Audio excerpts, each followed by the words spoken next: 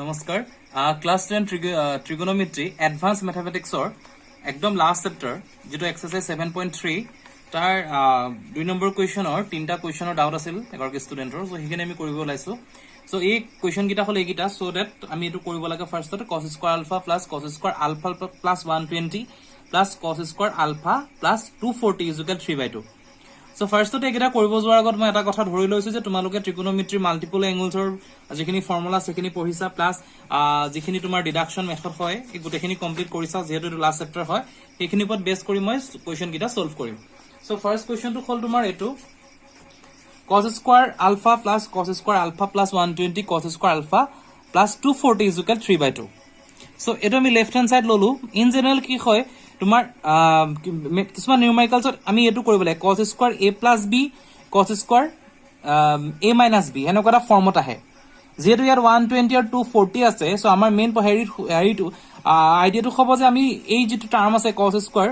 ULFA plus 240 হেতু 120 convert কৰিব লাগিব তেতিয়া আমি নেক্সট আমাৰ ক্যালকুলেশনটোৰ কাৰণে সুবিধা হ'ব সো মই ধৰি ললো যিকোনোটা এংগল আলফা ইকুয়াল 20 এংগল বুলি মই ধৰিলো then কি পালো cos alpha plus 240 that means 20 plus 240 cos 260 is equal calculation কৰিলে আমি কিবা -0.17 again cos alpha minus 120 plus নহয় কিন্তু এটো প্লাস আছে গুডি -120 যদি লও 20 minus 120 minus 100 যদি এটো cosৰ ভ্যালু লও that value is 0.17 so দুইটা ভ্যালু ইকুয়াল that means আমি কি কৰিব পাৰো যে cos alpha plus 240 is equal cos alpha minus 120 গতি এই আইডেন্টিটিটো আমি আগতে উলিয়াই লব লাগিব এটো বেলেগ এটা মেথডটো সলভ কৰিব পাৰি মই এটা নাম্বাৰ দি সলভ কৰি ৰাখালো তোমালোকক সো নেক্সট কি কৰিম আমি এই যেটো ভ্যালু আছে হেতু আমাৰ ইকুৱেচনত পুট কৰি দিম replacing the value cos square alpha cos square alpha plus 120 cos square alpha minus 120 যেটো সেম আমি অলৰেডি ললো that means এটো কি হ'ব cos স্কয়াৰ a হেতু এটা ফৰ্মুলাত ভাগ কৰিম cos স্কয়াৰ এটো যেটো 1 plus twice cos 2 alpha by 2 হেতু জানা ফৰ্মুলাটো জানা সেম এটো ফৰ্মুলা যাব cos স্কয়াৰ আলফা প্লাস 120 এটো ফৰ্মুলা যাব 1 plus cos twice alpha plus 240 2 এ মাল্টিপ্লিকেশন হ'ব cos স্কয়াৰ আলফা minus 120 আছে then 1 plus cos 2 alpha minus 240 divided by 2 that means ইয়াৰ পৰা কি হ'ব so half তিনটা ওলা আহিব 3/2 হ'ব প্লাস আমি হাফ কমন লৈ লম then cos twice alpha plus cos 2 alpha plus 240 plus cos twice alpha minus 240 so cos a plus b cos a minus b এইটো ফৰ্মুলা ইউজ হয় 2 cos a cos b পালো আমি that means cos 2 alpha থাকি গল ইয়াত cos 2 cos a means কি পালো আমি 2 alpha টোক আমি আমাৰ ক্যালকুলেশনৰ সুবিধাৰ কাৰণে 4 alpha লিখি তলত ডিভাইডেড বাই 2 কৰিলো then same 2 cos b আছিল 240 টোক টুৱাইস কৰিলো তলত ডিভাইডেড বাই 2 কৰি দিলো এংগল খিনি আমি ইয়াত সুবিধাৰ কাৰণে কৰিব লগা হল so next means 3/2 1 মা হাফ ওলালে cos 2 alpha plus 2 cos alpha ইয়াৰ পৰা আমি কি পালো আমি 2 cos alpha পালো then cos 180 plus 60 সেই ইকুৱেচনটো আমি ডেৰাইভ কৰিলে 180 plus 60 পাম এটো তোমালোকে আইডেন্টিটিৰ যিখিনি মাল্টিপল এংগলছৰ ফৰ্মুলাটো ডেৰাইভ কৰিলে গম পাবা then আমি একি থাকিব cos 2 alpha plus cos 2 alpha minus cos 60 আহিব ইয়াৰ ভ্যালুটো হ'ব minus cos 60 that means cos 60 hall half that means cos 2 alpha আগতে থাকি গল এটোৰ পৰা minus 2 ওলাই আহিব so 2 cos 2 alpha half আহিব half cancel cos 2 alpha cos 2 alpha minus cos 2 alpha is equal 0 that means 3/2 গতিকে এটো হ'ব এনসারটো এটো কোৱেশ্চন এনসাৰটো এটো হয় অলপ কোৱেশ্চনটো তোমালোকৰ জটিল হয় তোমালোকে ভালকে চাবা এই ফৰ্মুলাস গিটা আৰু প্ৰেক্টিস কৰিবা তেতিয়াহে এই চেপ্টাৰটো কৰিবলৈ সুবিধা হ'ব এজ এ ক্লাস 10 ষ্টুডেন্ট আমি এটা নেক্সট কোৱেশ্চনত যাম next question hall 1 by sin 10 minus √3 by cos 10 is equal 4 আমি প্ৰুফ কৰিব লাগে সো এই কোৱেশ্চনটো কেনেকৈ কৰিব লাগিব ফাৰ্ষ্টতে আমি sin 10 আৰু cos 10 আছে আমি 1 আৰু √3 আছে হেগিটা এনেকুৱা এটা এংগুলত নিব লাগিব যেটো আমি sin আৰু cos ৰ ভ্যালুখিনি লিখিব পাৰো সো আমি আগত 2 এটা কমন লৈ both ইয়াত যদি 2 এটা লৈ লও দেন ইয়াত হাফে মাল্টিপ্লাই কৰিব লাগিব মাইনাস ইয়াতো হাফে মাল্টিপ্লাই কৰিব লাগিব দেন হাফ ওলাব minus √3/2 হল এটো হল হাফ সো হাফ means কি sin 30 √3/2 means কি cos 30 দেন তলৰ কি আহিব আমি তলৰ লৈ লম sin 10 cos 10 লৈ লম then cos sin 30 cos 10 minus sin 10 cos 30 এটো জানাই তোমালোকে তো sin a cos b sin b cos a এটো ফৰ্মুলাত আহিলে আমি কি পাম sin 30 minus 10 sin a minus b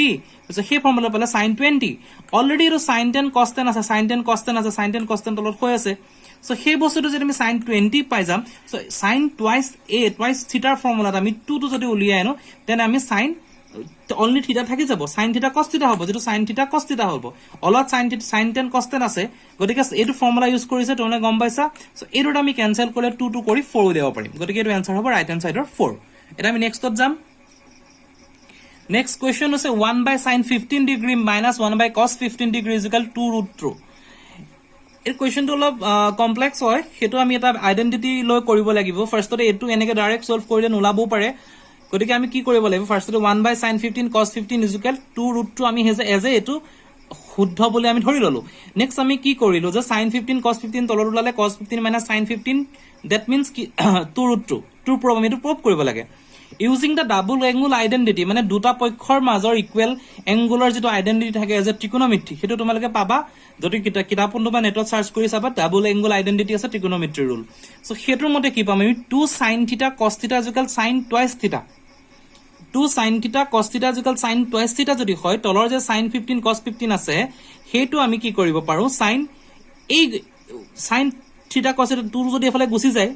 2 যদি এফালে গুছি যায় তেতিয়া আমি কি পাম 2 sin theta তাৰ মানে কি পালো আমি 2 sin 30 ডিগ্ৰী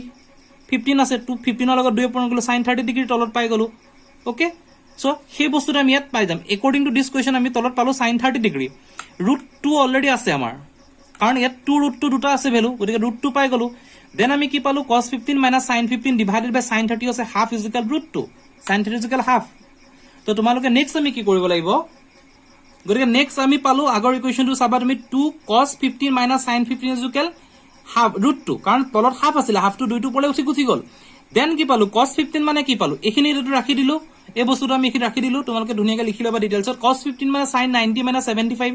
তো sin 75 sin 90 minus a is equal sin a so replacing sin 75 for cos 15 cos 15 to sin 75 যদি আমি ৰিপ্লেস কৰি দিও sin 75 minus sin 15 কিমান ওলাব √2/2 এই 2 টো তললে গুজি যাব √2/2 দেন কি হ'ব আমি sin a sin b এটো ফৰ্মুলাত আমি যেতিয়া আহি যাম তেতিয়া আমি কি পাম এই বস্তুটো 2 cos 75 plus 15 by 2 sin 75 minus 15 by 2 is equal √2/2 এটো অলৰেডি √2/2 আমি উলিয়াবগে লাগে দেন এটোৰ পৰা কি পাম cos 45 ওকে এটো প্লাস কৰিলো 90/2 কৰিলে cos 45 sin 30 পালো আমি sin 30 2/2 দেন cos 45 কিমান cos 45 আমি ভ্যালুটো পুট কৰিলো cos 45 ৰ ভ্যালুটো √2 কৰিলো 1/√2 কৰিলো এন্ড দেন sin 30 ভ্যালুটো হাফ পুট কৰিলো তেতিয়া আমি sin 30 আৰু cos 30 ভ্যালুটো পুট কৰিম তেতিয়া কি পাম two ৰিপ্লেসিং da √2/2 for the cos 45 and half for sin 30 okay so ইয়াত 2 টো অলৰেডি আছে গতিকে আমি কি পালো 2 √2/2 into half so ultimately কি হ'ব আমাৰ 2 টো ক্যান্সেল গলে √2/2 আমি পাই যাম so আমি এই আইডেন্টিটিটো প্ৰুফ কৰি দিলো আৰু এই আইডেন্টিটিটোত ভ্যালুটো সোমাই গল এটোৰ পৰা এটোলে so সেই বস্তুটোকে কোৱা ডাবল এংগল আইডেন্টিটি হয় যেটো মই অসমীয়াত হ'ব দ্বিতীয় কোণৰ সমান নীতি বুলি মই লিখিছো হয়তো বেলেগ ওৱৰ্ডো হ'ব পাৰে মই যদি কিবা থাকে ইস্যুজ তোমালোকক কৈ দিম so এই বস্তুটো তোমালোকে এনেকৈ সলভ কৰিব লাগিব এবাৰ ভালকে নিজে কৰি চাবা কিবা নুবুজিলে মোক জনাবা অকমান বস্তুটো জটিল হয় থ্যাংক ইউ